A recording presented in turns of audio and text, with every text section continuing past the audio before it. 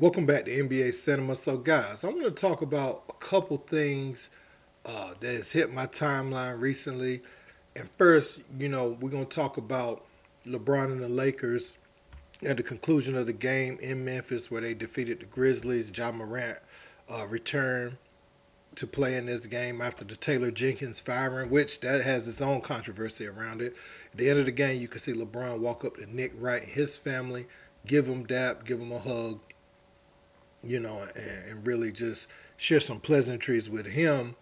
And it's a very different look from how he addressed Stephen A. Smith the other day. Now, Nick Wright has been going in on Stephen A. Smith. I'll play a short clip on one of the things he said about Stephen A. Smith recently, but he's been going in. You go check his channel out. He's been going at Stephen A. Smith. Now, this is what Nick Wright had to say, guys. Let's peep. Up until 6 weeks ago, the stance was, oh, nothing but love for LeBron James. I just think he's only the second greatest player ever, and because of that, he has a problem with me. That's been the public stance. And now the guy makes fun of you on Instagram and takes a couple jokes at your expense on McAfee, and you're letting everyone know, actually, no, never liked him. Quote, he'll smile in your face and stab you in the back. That's why I don't like him. You always claimed you had no problem with LeBron.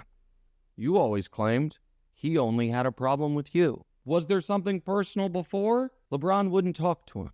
That was the problem. LeBron wouldn't talk to him or acknowledge him. And Michael Jordan texts with him. That's it. It's the whole thing.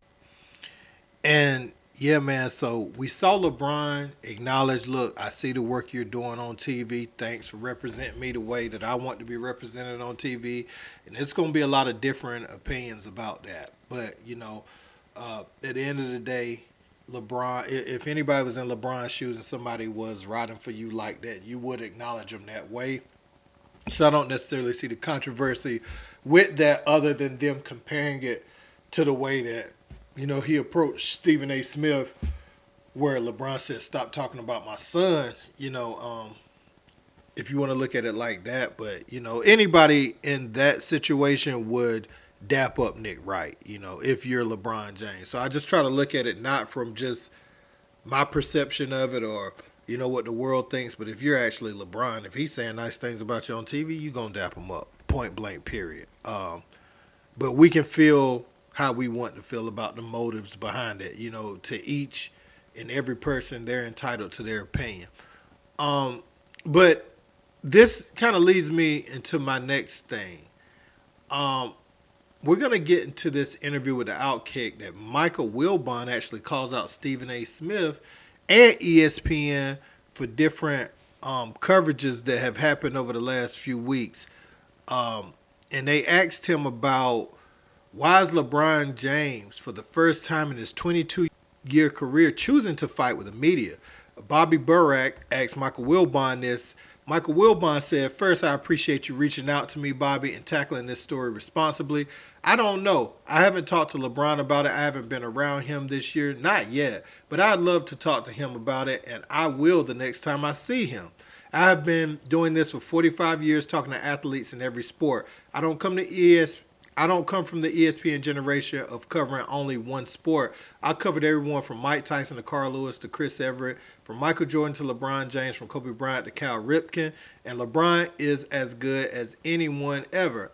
I've covered them all, Magic, Bird, and no one is better than LeBron when it comes to being engaging and patient with the media. Nobody. So I don't know where all of this is coming from. Okay, so let me stop right there. Michael Wilbon is basically saying, LeBron, these attacks that come from the media, you're quicker to have Michael Jordan, Magic, Bird, all of them lash back out at the media, and obviously we're in social media era, but he's saying that LeBron is very well media trained, don't have these type of moments that really gets out. And you're hearing this from Michael Wilbon, and Michael Wilbon is a Michael Jordan guy through and through. So I thought that was interesting when I read that. And now let's continue. He said, I'm telling you, Bobby, no one has been better with the media than LeBron. He actually answers your question. He listens. He is thoroughly engaged when he talks to you or gives you time. I almost want to give him a pass because it's just a week in his 20-year career. He has earned it, at least to me. Some athletes are a-holes and haven't earned the right to be a-holes, but I still don't understand this recent approach by LeBron. I don't get it. It annoys me because some of these things are beneath him. And they asked him which parts. He says the Windhorse comments that he pretends to be LeBron's best friend. And it's weird. I've been around LeBron when people have asked him about something that happened 2 decades ago in Ohio. And he would respond by saying, I don't even remember that. Ask Wendy. Wendy will know. That tells me he has respect for Windhorse that is undeniable. I know he respects Windhorse, so why say this now? So now Michael Wilbon is questioning, like, why Brian Windhorse of all the people. Brian Windhorse has been very much protective of LeBron James, never really engages in down talk. You can even see it on his face when Stephen A, Perk, and others take a certain position. You could see like the worry on his face and the basically, I don't want to engage in that type of talk about LeBron James' demeanor on his face. You can see it every single time that it happens. So that's kind of what he's speaking to now. And Brian Windhorse saying, LeBron saying, ask Wendy, he would know. Basically saying Wendy was there for all these things that he don't remember. And he says, as for his issues with Stephen A, he and Stephen A are both big boys. They can go at it. I refuse to even consume their beef. People are calling me and asking me about it. My son asked me about it, and I told him I didn't care. There's too much ego involved on both sides of it. I don't give a about that BS, but the Windhorse comments bother me. And so he says Brian is in a tough spot. He takes his job seriously. Brian is accountable, which a lot of people in the business today are not, and that makes me upset. Look, Brian is not a show monkey. He is not out here drawing attention to himself with some ego or agenda. Brian Windhorse is great at what he does. Great, Bobby, and I will vouch for him anytime against anyone. And if I were talking to LeBron right now, I'd say it to his face. Another thing Wilbon talked about, he talked about Jordan getting criticized, going to Atlantic City during the Knicks series. And, pretty much how the narrative of LeBron is the only one criticized, that's crazy. That's just crazy. It's happened to every top player. That's a part of why they get lifted up so much, right? Because when you overcome all this media slander and all that, and you reach the mountaintop of the sport, then they kind of market that. They market like he came through this, that, and the third, and now he comes out on top. Yeah, Burak says it feels like a WWE feud. That's probably why people are so interested. Wilbon says, yes, exactly. That's a great way to look at it. Enough, both of them. And look, I am a father too. Let me let you in on some inside baseball, Bobby. And and you probably know this, but PTI did not talk about Bronny. We never did. All the Bronny talk that our network did was pandering. It was for clicks and eyeballs. I refuse to participate. You can go back and look. PTI didn't cover him except for maybe the real news, like the day after he was drafted. Those other shows, it was every day. Bronny, Bronny, Bronny. What the hell is this? It was a disaster waiting to happen. I have a 17-year-old son, so this matters to me. I'm particularly sensitive to it. I do anything for my kid, and I will hug LeBron for what he did for his kid. I'm a father first. That's how I see this story, not a columnist or a talking head, but as a father first. So I get what LeBron did, and LeBron has also been great to my kid. But as far as coverage, no. There were shows that talked about Bronny every day. You know what shows I'm talking about.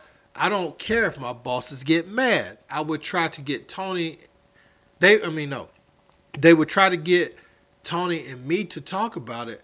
No, we were not going to do it. And they talk about, Bronny being talked about more than Shai Gilgeous-Alexander, this year, the front runner for MVP. And he says, let me be clear, our business is a piece of ish a lot of days. So Yeah, man, I just kind of wanted to read that to give you what Michael Wilbon's thoughts was on it, and he just didn't like the Wendy thing. But as far as Stephen A, and he's talking about First Take, obviously, right? Them get up. I mean, every show imaginable, but PTI really they don't lean into that. PTI kind of just stays with their format, their formula. That's what they've always done. Go down the list of a bunch of topics, and I don't really see Bronny on there like that, to be honest with you. So, um, it was interesting to see this though. Michael Wilbon understands why LeBron did what he did as a father, and again, he's Michael Jordan through and through. He's been critical of LeBron when he felt like he needed to be critical of LeBron. But he's calling Stephen A. Smith out. And another thing, he says a lot of ego on both sides. I think back to when Jay Williams got into it with Stephen A. Smith, and he said, it sounded like you being personal with Kyrie. And they got into that big fight. And I also remember Stephen A. telling Monica McNutt and all the girls after the fight, he put after that fight over Caitlin Clark that he put them in position and he made it kind of about him. He also said he wasn't going to let Shannon get blackballed when Shannon was let go by FS1. And I was thinking to myself, like, everybody wanted Shannon. He wasn't going to get blackballed. I mean, yeah, he came to First Take. He came to a big platform, but nobody was blackballing Shannon. So don't try to make it look like you pulled him from the depths of the dead, right? Like he was gonna be all right wherever he popped up, as evidenced by what Nightcap has done, what Club Shay Shay has continued to do after he left FS1 and only got bigger. So yeah, I just kind of wanted to say that. So it's a lot of ego involved, and obviously LeBron wants everybody to believe he's number one of all time. I've always maintained that basketball is an era game. Too many rule changes, too many variables. Like I can point to things that is in favor of Michael Jordan going to the final 6 times and never losing, but I can also point to things with LeBron James. If Jordan played in this era, a Scottie Pippen doesn't stay with someone he doesn't like the entire duration of his career. He forces himself out to get traded. So you don't have a Scottie Pippen for a 6 championship run. So like you can look at it so many different ways. The game is just different, and there's other variables on and off the court, front office, everything in between, sports medicine, that kind of makes it where you have to cut the game into eras. You have to cut the game into eras because nothing is the same. Not even the way you train to play the game. People couldn't play the game like Steph Curry back in the day. If you were a point guard, we were going to play inside out. Inside out. He still could have been a great shooter, but you were going to have to give the ball to the big and play that way. So it's just some of the freedom, some of the things about the game is just era. So it don't mean nobody is really better than the other person. You just took what the era did before you and you try to add to it.